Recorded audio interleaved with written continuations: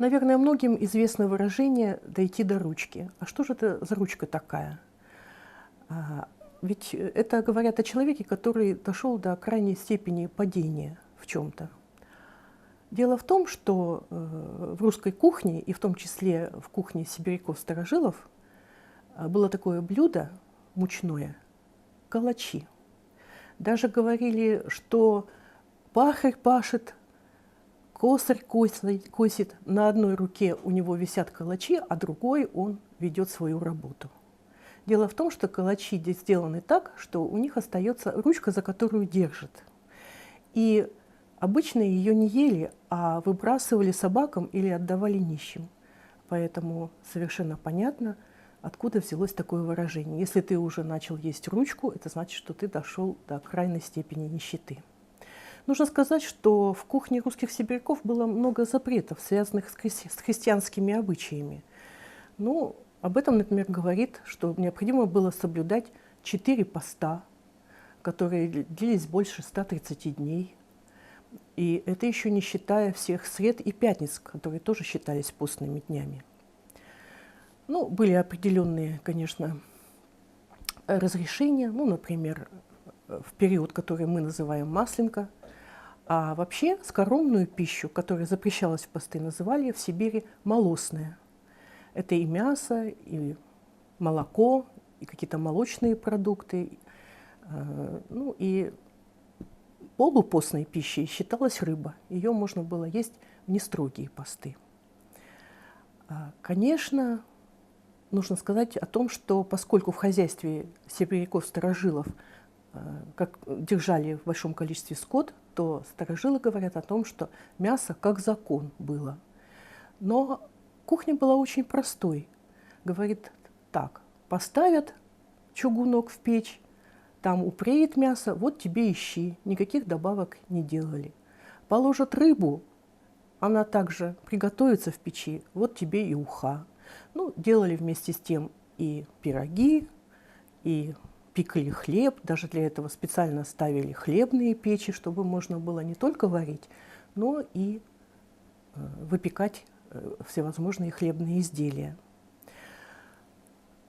Любимой пищей сибиряков, конечно, были пельмени. Считалось, что самые лучшие пельмени сделаны из 3 мяс, а именно говядины, свинины, баранины.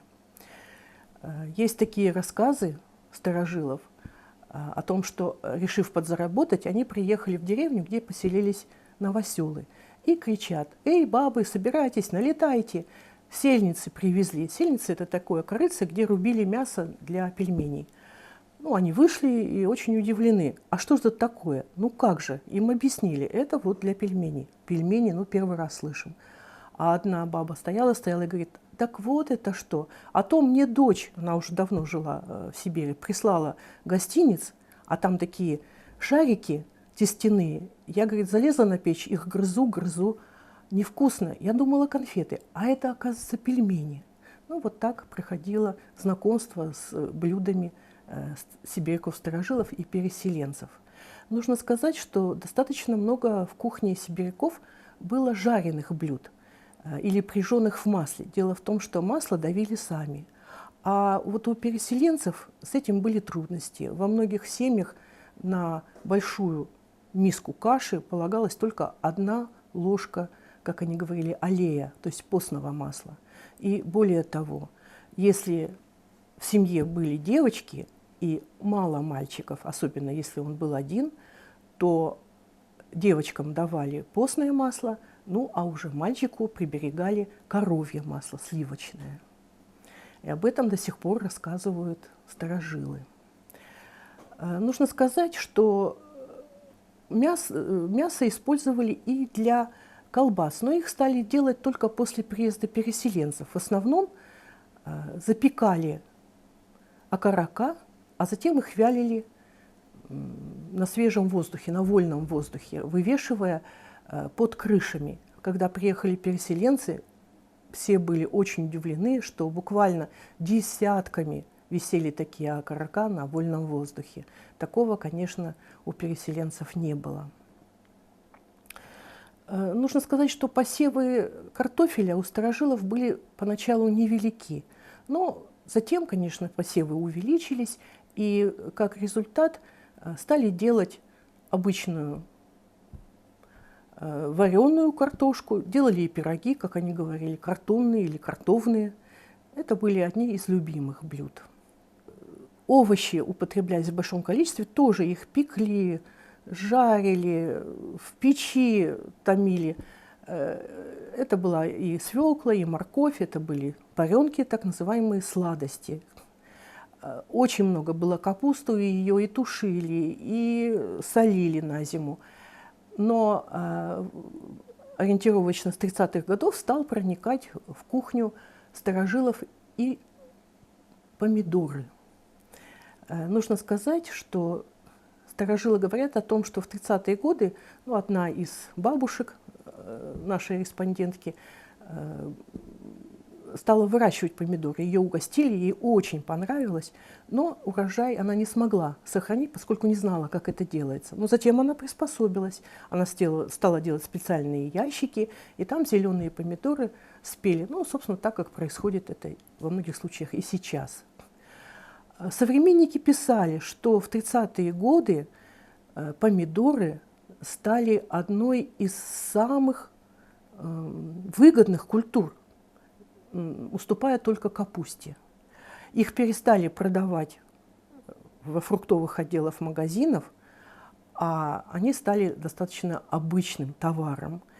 И помидоры, как они говорят, очень удобно и хорошо выращивать, хотя, допустим, в Сибири, в том числе в Омске, например, как говорится в этой публикации, только 3 безморозных месяца.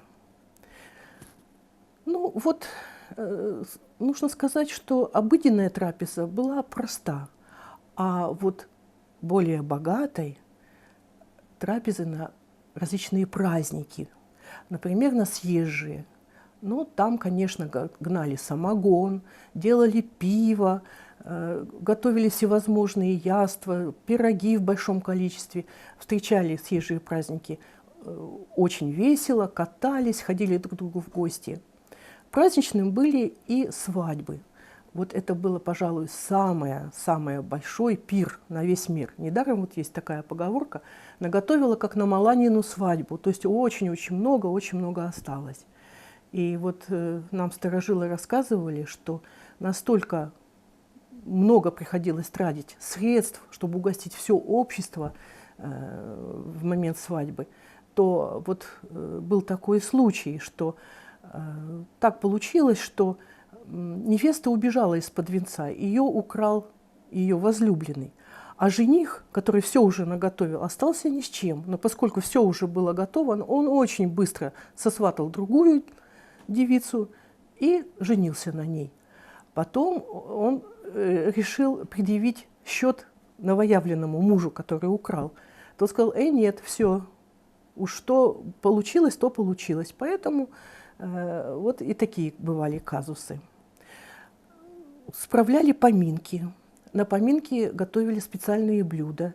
Было даже положено 6, а то и 12 смен блюд. Сюда входили, конечно, кутья из пшеницы с медом, разнообразные каши, пироги с рыбой, например. Не положено было давать на поминальную трапезу вилки и ножи. Ели только ложками. Именины, как правило, не справляли, но если в каких-то семьях они бывали, как правило, это зажиточные семьи или те, которые уже были близки к городской культуре, то также готовили блюда и говорили: «Злат венец твоему ангелу, а тебе здоровья». И вам здоровья.